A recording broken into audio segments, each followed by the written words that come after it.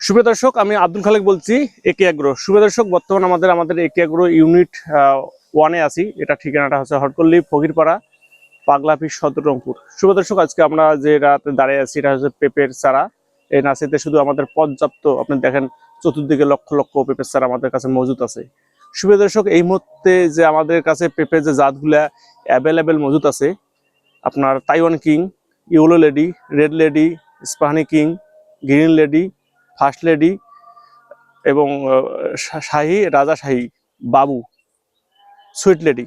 তো সুপ্রিয় দর্শক, আমাদের কাছে এই যে চারাগুলো দেখতেছেন, আমার হাতে যে চারাগুলো দেখতেছেন, একদম পারফেক্ট চারা।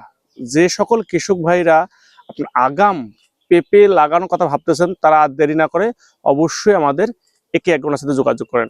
আমরা বাদযোগে সারা বাংলাদেশ সুনামের সহিত চারাগুলা ডেলিভারি করে থাকি। সুপ্রিয় দর্শক, আজকে আমরা বলবো যে হাইব্রিড পেঁপে সম্পর্কে আলোচনা করব। তাইওয়ান কিং পেঁপে, আমার হাতে যেটা দেখতেছেন এটা হচ্ছে তাইওয়ান কিং পেঁপের চারা। সুপ্রিয় দর্শক, তাইওয়ান কিং পেঁপেটা হলো সবজি প্লাস পাকা উভয়ে বিক্রি করা যায় এবং এটা বাজারে ভালো একটা চাহিদা আছে।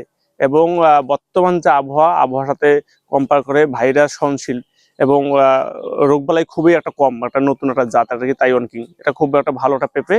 এবং যারা নতুন উদ্যোক্তা, যারা পেঁপে লাগানোর কথা ভাবতেছেন, আমি বলবো যে আপনাদের যে পছন্দের জাতগুলো আছে, এই জাতের পাশাপাশি অবশ্যই আপনারা কিছু তাইওয়ান কিং লাগাবেন। এই জন্য যে তাইওয়ান কিং এর পেঁপেটার বর্তমান আবহাওয়া অনুকূলে খুবই একটা ভালো ফলাফল দিচ্ছে।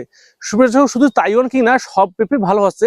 তার মধ্যে তাইওয়ান কিংও বর্তমান একটা নতুন জাত হিসাবে নতুন, এবার গত 3 বছর থেকে এটা মার্কেটে খুব ভালো একটা ফলাফল দিচ্ছে। সুপ্রিয় দর্শক, যারা আপনারা পেঁপে লাগাবেন তারা অবশ্যই আগে আপনাদের সিলেকশন করতে হবে যে আপনারা কি জাত লাগাবেন। আপনাদের এলাকা ভিত্তিক যে জাতের চাহিদাটা আছে সেই জাতটা আপনারা রোপণ করবেন, তা না হলে বড় একটা লসের সম্মুখীনে পড়বেন। সুপ্রিয় দর্শক, আমি সবসময় এই কথাটা বলে থাকি যে কোনো কৃষি করতে গেলে আগে প্ল্যানিং করতে হবে, তারপরে আপনাকে মাঠে নামতে হবে। আপনাকে আগে আপনার এলাকায় অবজার্ভ করতে হবে যে আপনাদের এলাকায় সবজির পেঁপেটার চাহিদা বেশি না আপনার পাকায় পেঁপেটার চাহিদা বেশি। এই ধরনের পেঁপে অবশ্যই আপনাকে আগে জাত নির্বাচন করতে হবে। সুপ্রিয় দর্শক, তার দ্বিতীয়ত আপনাকে জমি নির্বাচন করতে হবে। জমিটা হলে উঁচু এবং মাঝারি ধরনের উঁচু জমি। আপনার এমন ধরনের জমি নির্বাচন করা যাবে না যে জমিতে আপনাদের পানি নিষ্কাশনের ব্যবস্থা না থাকে এবং জলাবদ্ধতা হয়ে যায়। এক কথা হলো, যেমন অনেক কৃষকের, আমাদের রহ কৃষকের আছে যে গাছ খুবই সুন্দর, ফল চলে আসছে, এই মুহূর্তে জুন জুলাই অগাস্ট মাসে যে বৃষ্টিটা হয়, বৃষ্টিতে গাছে গোড়ায় পানি এসে এটা তলায় যায়। তলায় যাওয়ার কারণে আপনার অনেক বড় একটা লসের সম্মুখীন হয়ে যায়। সুপ্রিয় দর্শক, এই জন্য এই কথাটা আমি বারবার বলে থাকি যে আপনাদের জমিটাও আবার নির্বাচনের ক্ষেত্রে একদম আপনাকে ভালোভাবে নির্বাচনটা করতে হবে। সুপ্রিয় দর্শক, আপনারা যারা লাইন থেকে লাইন পেঁপে লাগাবেন, লাইন থেকে লাইন অবশ্যই আপনার গাছ থেকে গাছ দেবেন আপনার 6 ফিট, লাইন থেকে লাইন হলে 5.5 ফিট। এইভাবে পেঁপেটা লাগালে আপনার ফলনটা খুব ভালো হয়। সুপ্রিয় দর্শক, পেঁপে লাগালে পেঁপের কিছু যত্ন থাকে। অনেক কৃষক বলে যে ভাই পেঁপে ভাইরাস আসছে, পাতা হলুদ হচ্ছে। আপনার পেঁপের সার ব্যবস্থাপনা, ঔষধ ব্যবস্থাপনা আপনাকে আগেই মাথায় রাখতে হবে এবং এটা সম্পর্কে আপনার জানতে হবে। এবং সব সারের সঙ্গে সব সার মিশানো যাবে না।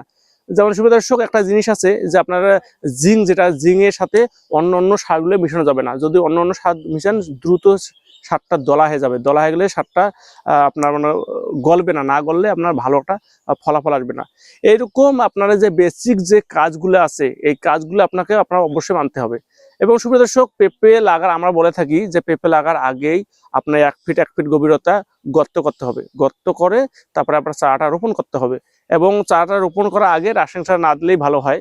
আপনার মনে করেন যে পচা গোবর, আপনারা যে গোবরটা 40 থেকে 45 দিন বয়স হয়ে গেছে, এই গোবরটা আপনারা ইউজ করবেন। সুপ্রিয় দর্শক, একটা কথা আমি বারবার সবসময় বলে থাকি যে পেঁপের জমিতে লিটারটা একদমই ইউজ করা যাবে না। আপনার লিটার ইউজ করলে এখন গাছের গেট আপ খুবই ভালো হবে। যখন ফল চলে আসবে তখন দেখবেন যে আস্তে আস্তে মূল শিকড়টা নষ্ট হয়ে যাবে। মূল শিকড়টা নষ্ট হয়ে গেলে পেঁপের আপনার ফলনের অনেক বড় একটা ঘাটতি চলে আসবে। সেই জন্য আপনার লিটারটা ইউজ করা যাবে না। অনেকে লিটার দিয়ে থাকেন। আমি এটা বারবার বলবো যে আপনারা পরীক্ষা করে দেখতে পারেন যে জমিতে লিটার দিয়েছেন এবং যেটা লিটার ছাড়া, তাহলে পার্থক্যটা।